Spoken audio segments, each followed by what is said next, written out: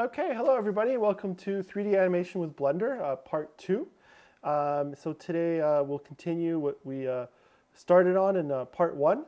If you need to get access to part 1, you can email me, tom at tbmcs.ca, and I can send you that link. If you've already watched it, remember you can rewatch part 1, and also today, once it's done, you can rewatch it on this Crowdcast platform as well. So yeah, welcome everybody. Want to start off by thanking all our partners in this project. We have the Canada Council for the Arts, and we have our library partners, Collingwood Public Library, Blue Mountains Public Library, and the Wasaga Beach Public Library. So yeah, in terms of what the software is, just to recap, it's a totally free software. You can go to blender.org to download it. So whatever you're watching Leon go over today, you can access this free software, put it on your computer, and it's also available on the iMacs at the Blue Mountains Public Library, and new iMacs coming soon to Collingwood and Wasaga Beach as well. So you can always access it on those iMacs as well. But if you have a computer, feel free to download it. It's free, and as you'll see, it's a great tool. I'm amazed by it. I'm blown away by what's possible on it.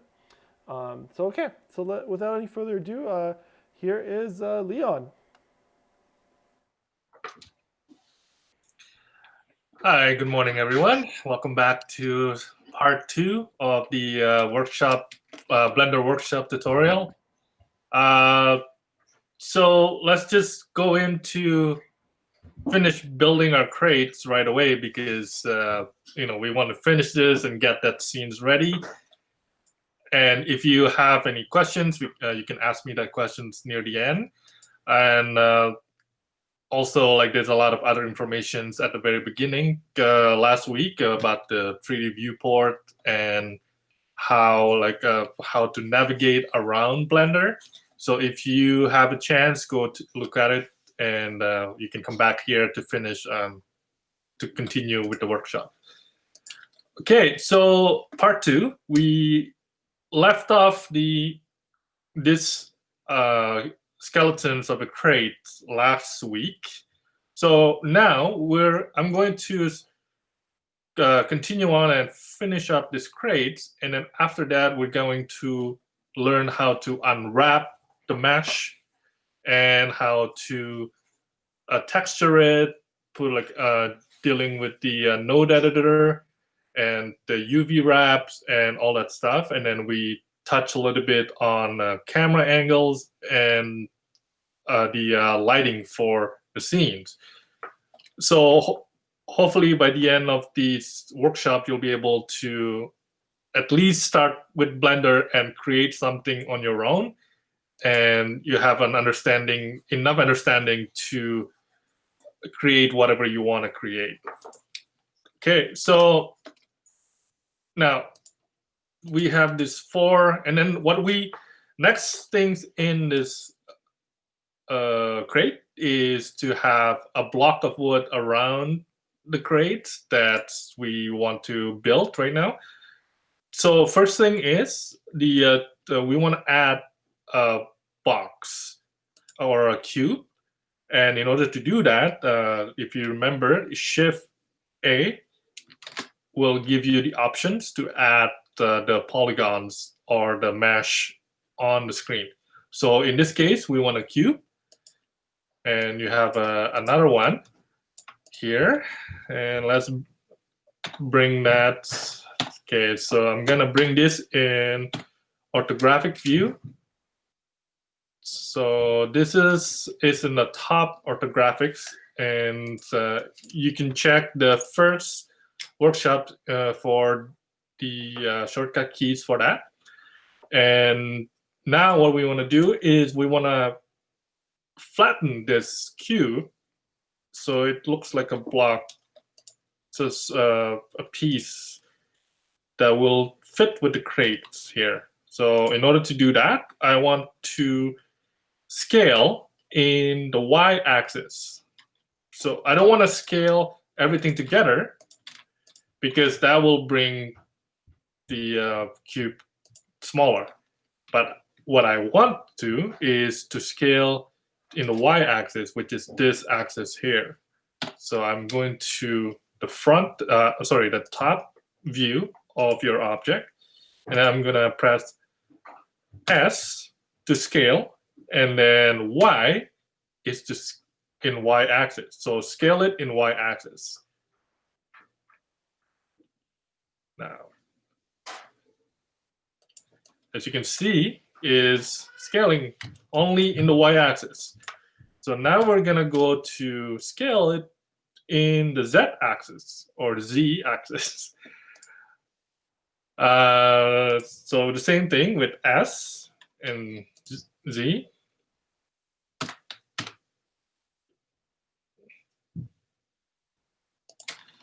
And you have the wood there to put it in front. And that's the first one. Okay. So what we're going to do is we're going to make the shape with this one here, and then we can duplicate the objects in order to cover the whole crate. So now again, I want this, and I'm going to use the modifier, which is again the subdivision surface modifier is here. And as you can see, the objects changes. Is basically the modifier is to help smooth things around, but we don't want that, right? So what we can do, we want to go to the edit mode, which is you can access it here. And then we want to add more edges. So by Control R, click the edges, Command R or Control R in the PC, and you add edges there. And then I want to bring that edges to the end. The same thing again. Oops. So you can see there that's starting to retain the shape of the wood. And then I want to make one here. And another one here. Now, let's see if we can add to make it. Yeah. To add edges around.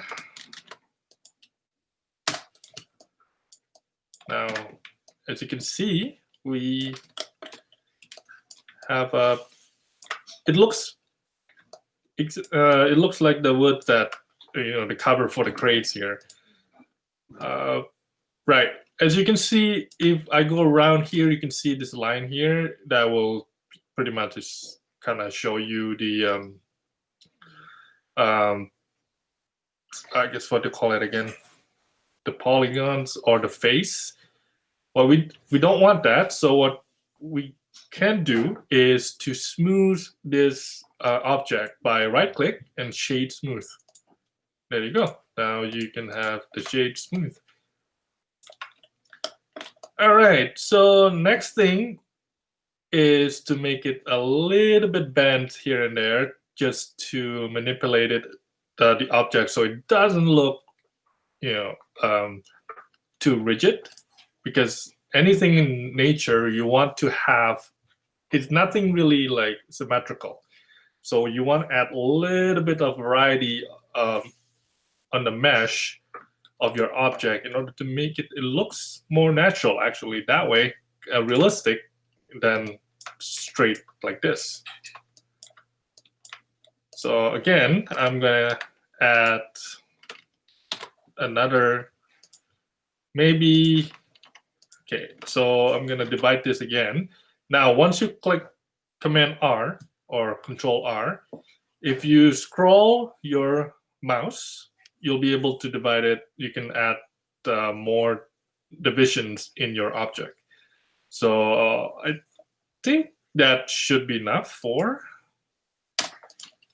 Now, right now I'm in edges mode, so I want to change into vertex mode, right?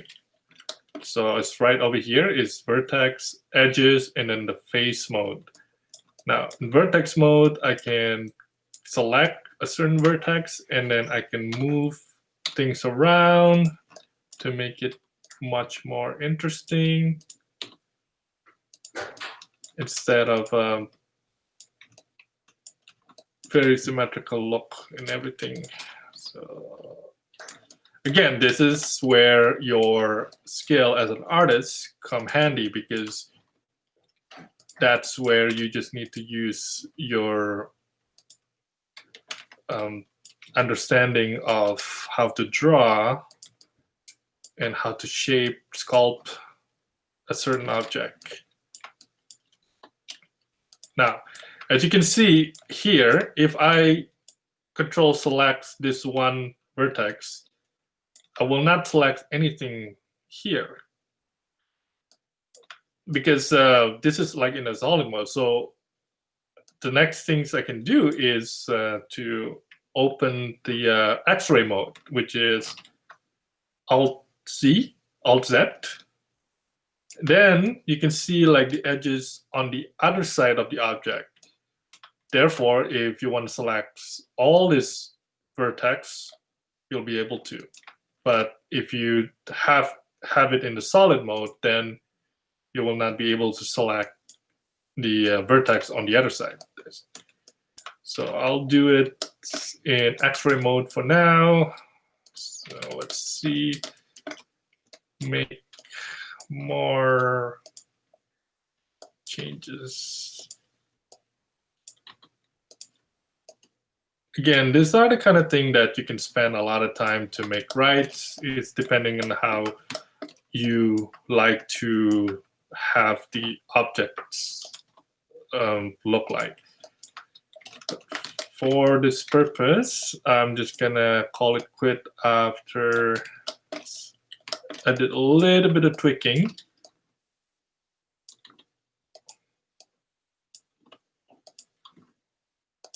Okay. Again, if how to move all these vertex is basically the same basic by the shortcut key is grab by is G, is to grab the vertex, and scale. Well, the vertex, you can't scale the vertex, but grab and rotate is R. So you can rotate, like let's say if you multiple vertex, you want to rotate it, you can click R and you can rotate it. Again, that's all covered in the first workshop. So if you want to go back there, then review. Tom will be able to help you with that. Okay, so I think that's good. Let's go back to solid modes. Yes, it's all right. I mean, let's just make something a little bit more extreme. Move. Maybe I'll add another one here. Make it much more interesting.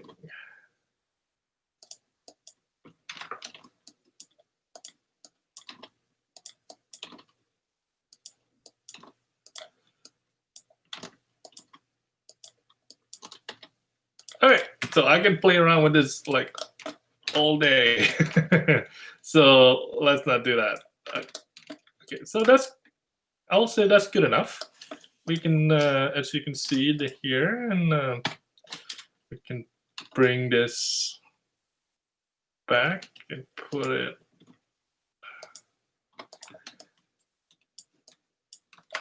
Okay. There you go. So you get the first one. Now, next thing we do is to duplicate all this and then put it around the crate. Let's do that. Let's go to the front view, orthographic front view. And let's start duplicating by Shift D. Right? And let's say instead of like, we can rotate this.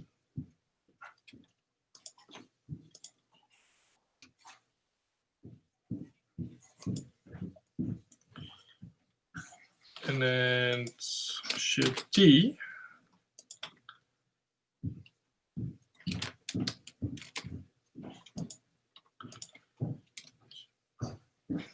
Shift D. Again, like, let's do this really quickly. I mean, you can get that and rotate that again to make something. It doesn't have to be perfect. Nothing is perfect in this world, so that is also relevant in here in our artwork.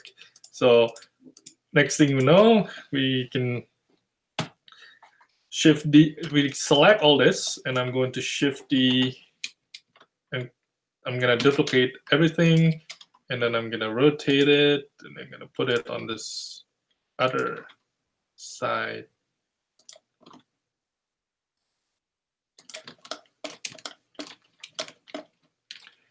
And I'll do the same thing.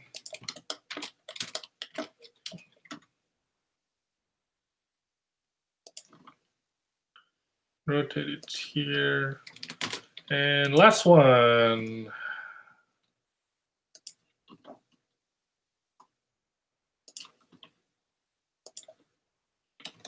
There you go. You got a crate. All right, that's not bad. That looks pretty good. Okay, now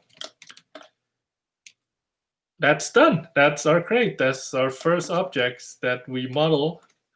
And the next thing we need to do is to unwrap this model. And then we're going to texture it. And then we're going to have a lighting for it. Right, so let's start with this one here.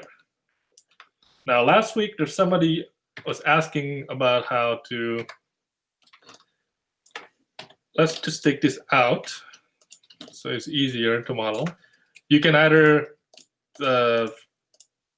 hide all this. So I'm going to select all this and then hide it. It's easier to work with that if I hide all this other object that I don't need to use at the moment. So let's work with this one here. So last week, somebody asked me about how we mark the seams to cut. So marking the seams is essentially like this object is a layers of skin. Think about it as a skin. So in order to texture it, so you have to flatten this object into a two-dimensional look. And in order to do that, like if you remember, like in your school projects, you have a cube, and then you can cut the cube in a certain way, and then you can open this cube into a more flat look of a flat rectangle. So like the cube, I think there's 1, 2, 3, 4, 5, 6 rectangles, right? So that's essentially what it is. It's like we want to peel off the layers, and then so we can texture this mesh of object. And one way of doing it, there's several ways of doing it, and one way of doing it is to mark the seams. So what is marking the seam is basically just like, where do you want your scissors to cut this object? So in here, I want to cut here, and I want to cut all this line here all the way to the bottom. So in order to do that, I click all the edges that I need to, that I'm going to cut. Okay. Same thing here. There. Now, once you've done that, you want to right-click on your mouse, and you can see there's a marked seam. And click on that. Now, if you look at, you see how the line changed color into like a red, Yeah, red color. That means that's where the computer will cut this object in order to flatten it.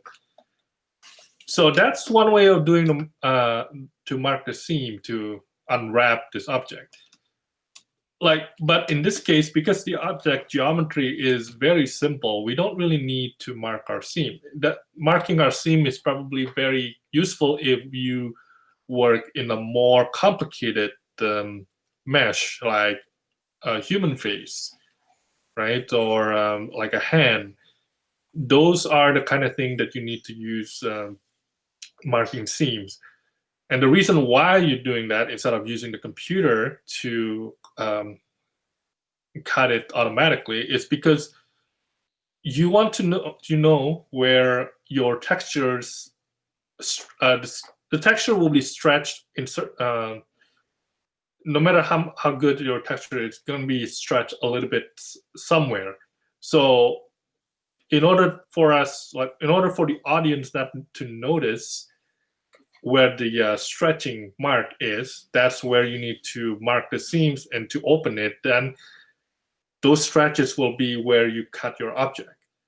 So example is like in the face, you want to have the seams in the back of your head here, because nobody will see if your texture is stretched, because one, it's in the back of your head, and two, you have the character will have hair. If the character bald, then you have to change the seams that have a little bit of stretch. Is you have to hide it somewhere else, maybe like underneath the your necks here. So essentially, you want to hide as much as possible from the audience. Now, if you're painting your texture, you generally don't have any problem with stretching your textures, because you already have the object stretched. I mean, the object is already unwrapped, and then you can bring it to Photoshop, and then you can paint it there exactly where you need to be. So the stretching will not gonna be visible. But let's say if you're using a texture, in this case, like us here right now, we're gonna grab some textures from someone else, then, or we're using like a seamless textures that like you can repeat textures, then that's where you need to use to know where your seams is, where everything is gonna be cut. But this is something that we don't need to worry about, because our objects are very simple shape. So we can just use the computer Blender to unwrap it for us automatically, and it's very easy. That's one way of doing it. So I'm gonna undo this seam. Okay. Yeah, sorry. All right, so as you can see, there's no more seams. So the next one, okay, the next one, before we do that, let's open up let's divide this screen so we can open the textures editor, texture. So remember this one here, at the very bottom here, you can see the plus sign here, and then I can again, horizontal split. There you go. Boom. And then I'm gonna split it too. So I'm gonna get rid of all this side. Okay. All right, so this is where we're gonna model. And over here on the very top here, we can change this into a UV editor. Actually, I like the UV editor on the right. So it doesn't matter. Like, I mean, you can put it on left, right, doesn't matter. And left side, I will change it into a shade editor. Now, we're not gonna work on this for now. I'll explain what it is later, but like right now, we're dealing with this texture node editor. This is where you're unwrapped. So let's say this mesh here, if you click on, if you select all, as you can see, is that's how your objects is being unwrapped, right? So let's say if you don't want that, you don't want to unwrap it like that. So this Blender will help you with another different kind of wrap. So if you click U, it will open the unwrapping, the UV mapping option. And the next one here is the Smart UV project. And that will let Blender to, you give Blender will give you the best unwrapping that Blender think. I don't know if that makes sense. So the computer will decide what is essentially the best way to unwrap this object. So that's the Smart UV project. So if you click OK, and that's how Blender unwrap your object here. And there's another way of doing it. There's all these different unwrapping. So like if you have your seam, you can just unwrap it, and then it will unwrap it based on the seams that you already indicated at the very beginning there. And the Smart UV projects, that's earlier we tried that, and that's the cube projection. So let's say if your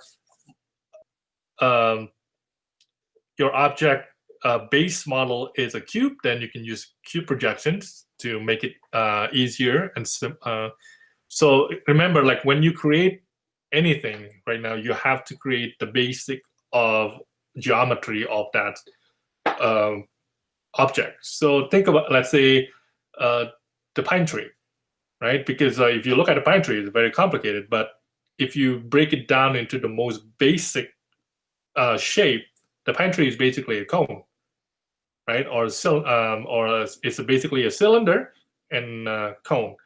So you can use that whichever projections here in order to unwrap it really easily. For our case here is basically a cube projections, right? That's the cube projections. I think it's the same like that.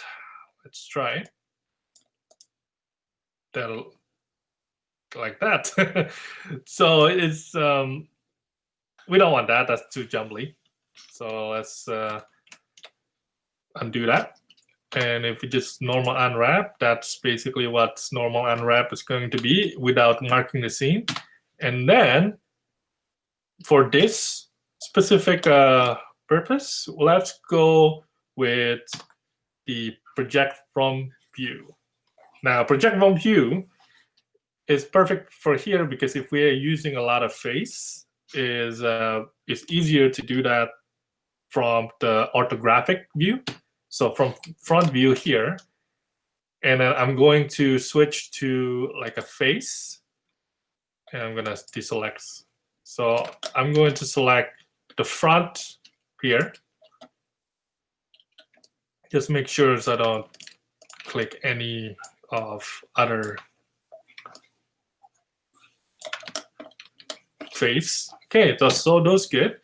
So, and I want to project this by project from view. So it's basically from the front view. I want to project this area here. So, and project from view, as you can see, you get that. That's essentially like a photo or 2D photo of projections here. So next things, we're going to the side view, and we're going to do the same thing. We're going to select all, and we'll make sure there's no other face get selected. We go to the right view, right orthographic, and then U, project from view. This is another one here. And let's do that for all the other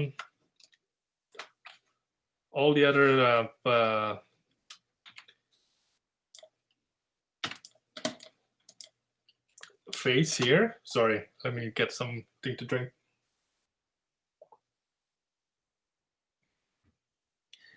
All right, let's select this.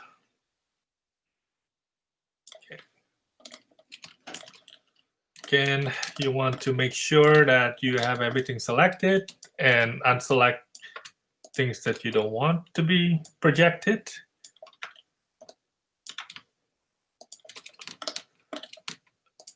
I like to do this here because it's such a simple object and I can do it really quickly. But if you want to mark your seams or just use a cube projection, it's really up to you. It's really no right or wrong. If essentially like if whatever worked for you and it looks good, that's all it matters. Okay, so I got that front, and then I want the back.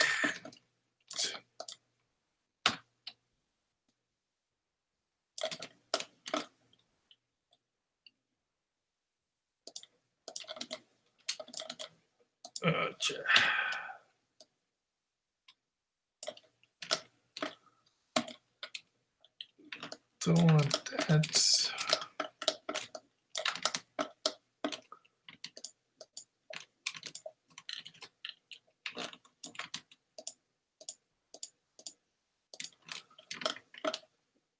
This is a bit tedious. But that's once this is done, we can copy all this to all the other objects. So we just need to do this one mesh, and then everything else will be duplicated.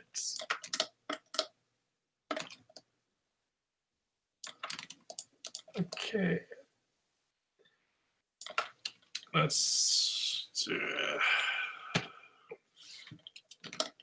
I'll take it from a front view, project from view.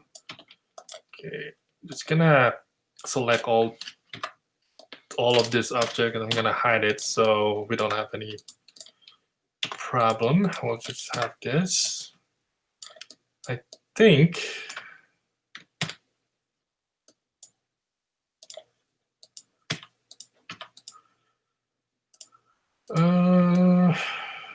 I have everything, and I just need the bottom here. So that will be from the top view, project view. Again, on the top, project from view. Okay. Now, if you click all of them, as you can see, you have all this your UV map already, and then you can organize it in a way that is easy for you to understand where things are.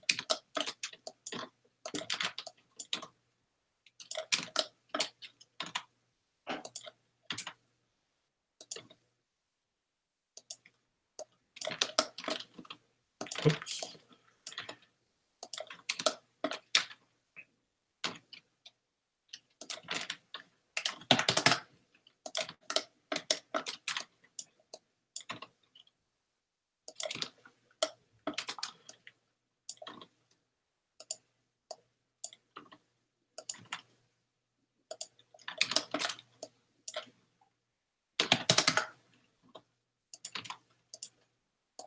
Okay.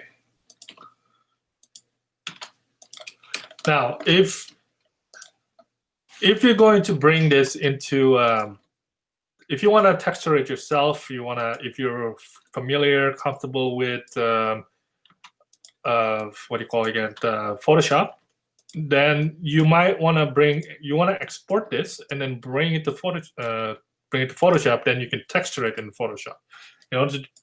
In order to do that, we are going to UV here on the top, selections, and then export UV layout.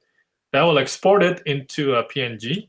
Then you'll have that as a base for your texturing in Photoshop. But for this case, we're not going to texture. We're just going to use an image from the internet that I'm downloading. So we can just use the wood textures there. So that's done. And then let's see. Let's check one other. So let's hide that one. Oh. That's done. Now we're gonna do the same thing here. We can either do the UV projections here, the same thing, or again, I'm gonna do it really quickly.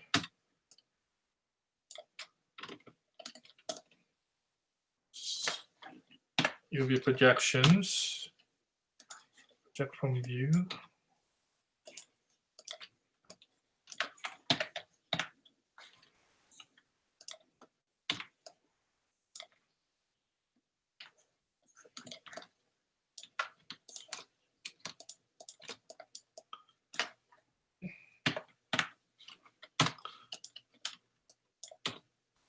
Thing here, and then I'm going to go up and select all this.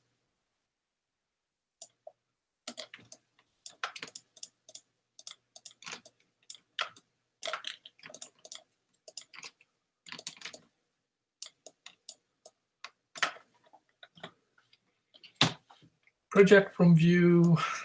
Then now we're going to do the bottom one.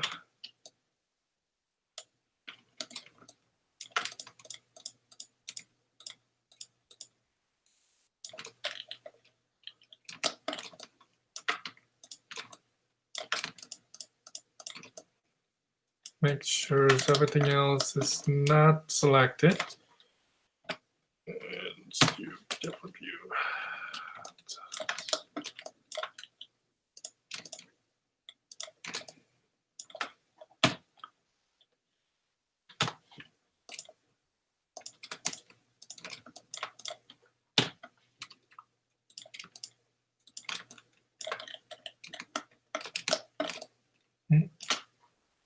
Perfect.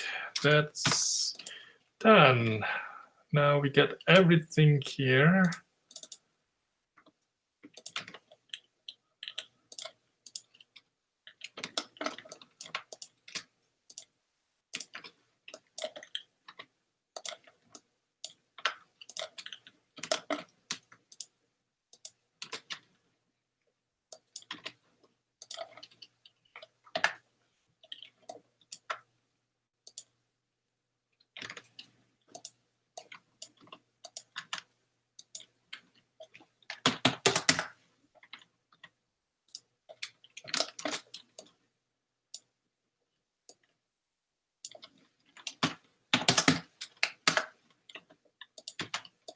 Just organizing it.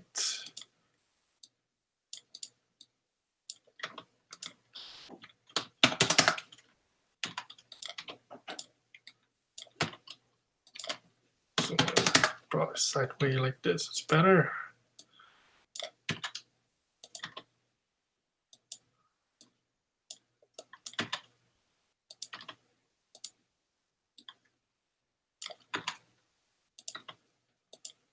Okay. So that's done. Now we're going to, next thing we're going to do is to texture it.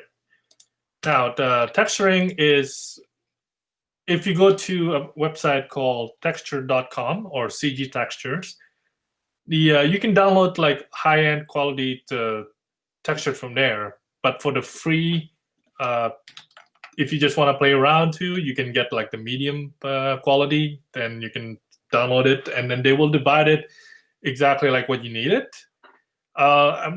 Usually when you download the textures, they will give you like about 5 different textures of the same texture. So like in terms of this specific textures is the wood textures. We want to, they will give you the, what they call it, the albedo, the ambient occlusion or AO, height, normal, and roughness.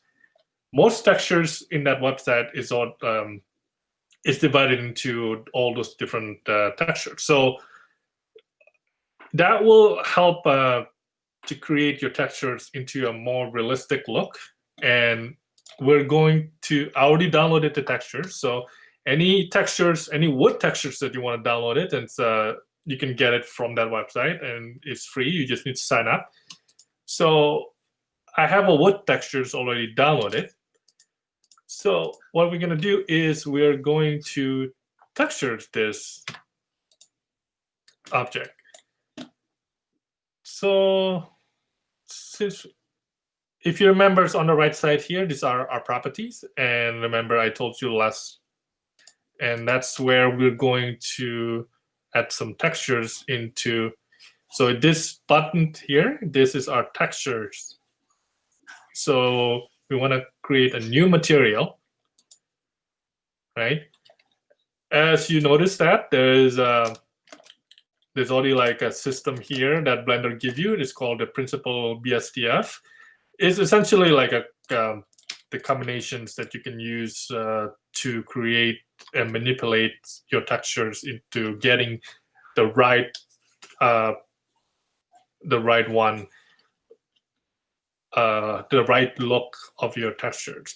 So this is very generally like you don't really need all of this to know right now, because depending on what you do, you probably doesn't need to manipulate any of this. So Blender is like think about it, Blender as a car, right? So in order for you to drive a car, you don't really need to know everything about the car. You don't need to know about the engine. I mean, it's good to know about how the engine works and stuff like that. But in order to drive it, you don't really need to know about it, right? So you just need to know like the pedal, the brake, the steering wheel, and the specific thing that you just the basic thing in order for you to ride your vehicle. So essentially, Blender is the same thing. You just need to know what you need to know in order for you to create the artwork that you want to create. So Blender gives you all these options, but you don't really need to use it, all of them. But in this case here, what we're going to use is the base color, the roughness, and the normal, right? So let's do that really quickly, because I might not have enough time for that. So let's input a new textures and then put image textures. Okay. And then you want to duplicate this. Remember, there's 5 textures if you download it. The ambient occlusions, 1 here, and then the height, and the roughness and the normal map. Now, I'm not going to go deep into like what the roughness, the heights and stuff like that, because I don't think I'll have enough time to explain all that. But let's put the main color is what they call it, in the file name of your image downloaded, the albedo is your main color. So you want to select that, open texture. So see albedo, AO, height, normal, and roughness. So if you go to that website, they will, every time you download a textures, usually they have all this, depending on like which textures you downloaded. So let's go to albedo, and then that's your textures. Now let's, if you want to see how it looks like, you go to the, if you click Z or Z, go to material preview, you can see how it looks like once you connect it. As you can see, that's your wood textures, right? So now, in order to, but this is like flat, so we want to make it a little bit, I guess, look realistic look, okay? So next thing we want to do is to create the bump map, right? So open the bump map. There's 2 things you can do: the height, and you want to, and the normal. Those 2 are for make your image look that have depth in your image, and make sure here the color space, make sure is in non-color, because you're dealing with grayscale image here. Okay, so I have the normal, and in order for me to connect all this to the principal BSDF, we need to add a vector. So it's like a vector norm, sorry, that's enough. A vector normal map. This, as you can see, normal map, go to normal map vector. And this color code circle here will only attach to the same color here.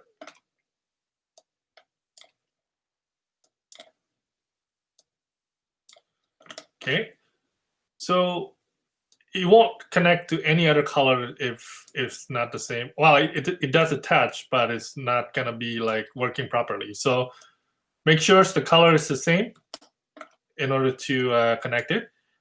And then from here, we need to get a bump map. Right. So you see the height and normal, that's where your height goes. And that's where your normal from your normal map goes. And this, all this connected and mixed together in here. And this go to your normal in principle BSDF. As you can see, it changed. So that's a little bit too much. So let's go to a render view. It doesn't look, it looks really dark because we don't have the lights on. So if you want to go to your layers side here, if you click on the light, you see like, you can see now with the lights. That's if you're in render mode. But if you go to material, you don't need that. But I like to play with the EV render. You can look at it and then you can see the final look right away. So that's a little bit too much. We need to adjust that. The strengths, we need to bring it down to, let's say, this one. There you go. So that's not too bad. Like it looks, you have some depth in that. And that's all you need. Now, remember the mark seams, like where you need to, what do you call it again, hide the stretch. This is what the stretch is. So that means your texture is a little bit stretched.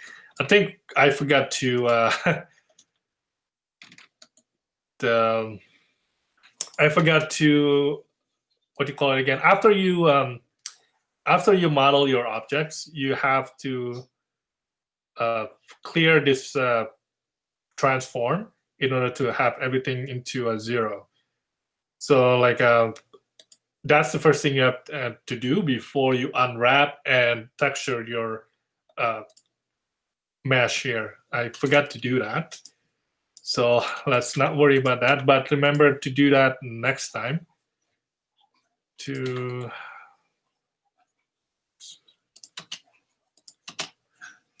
Wait.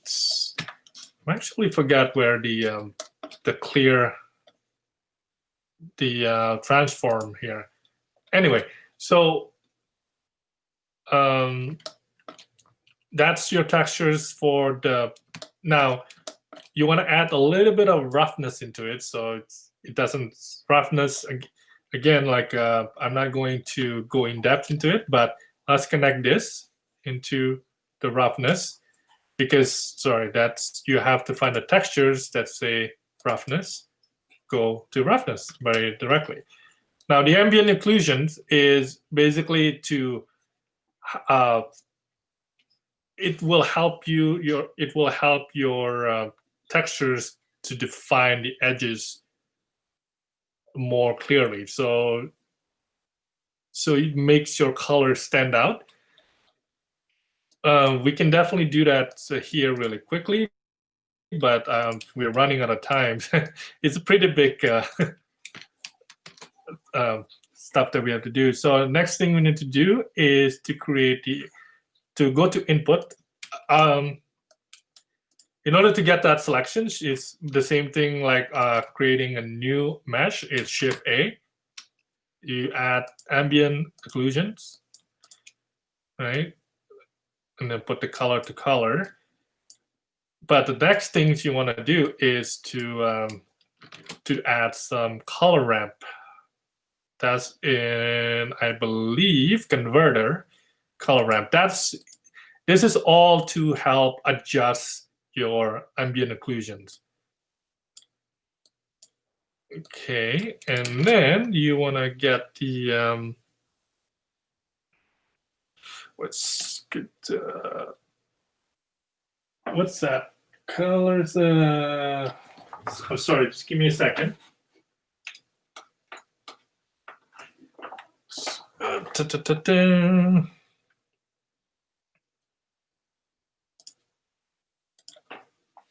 Oops, don't want that. Oops.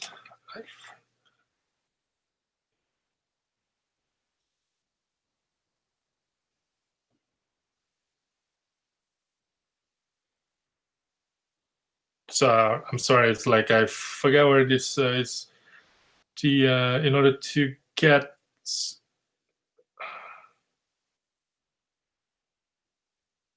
Anyway, so let me just go. Let me save this, and I'll open the one that I already created. Okay, so eventually this is the whole texture node. Once you're done, is the color ramp, and then you can add the multiply here. So, and then the albedo, the base color, you connect all the color ramp and the ambient occlusions, and then put the value into the mixing here, and then put it connected to your base color. Now, what it does is, if you go to render here, if you get close enough, if you play around here, you can see the darkness of the edges is starting to get more defined. Again, this is like a very subtle thing. Like, and it's, you know, you might not need this for your character, but it's once you creating, like, depending on the lighting and everything, like, you might not need to use the ambient occlusion. But it does to add that realistic look into it. So if you're working on visual effects, this kind of things you probably need to know. Okay, so it's 10:53. Wow, time's really flying. So the same thing with here. Like I hope like the process for you to add textures and added all these different textures into the block of wood here is the same one like I did over here. So, or what you can do once you're done with this, you can if I can see. So once you're done with like creating textures into one, let's go back to the other one again.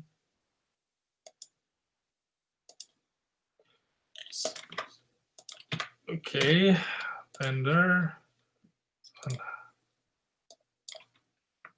unhide everything. So once I'm done with this, I want to just duplicate all these textures into all the other all the textures and the UV map into all these different objects. So in order to do that, I click on the one that hasn't been textured and click the one that textures, and then Control L. Right, you want to click Transfer UV Map, and then Control L again. You want to duplicate the material.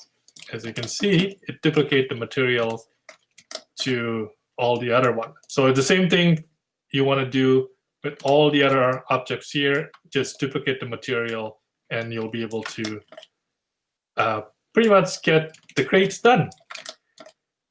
Anyway, so like I have to give time for some questions.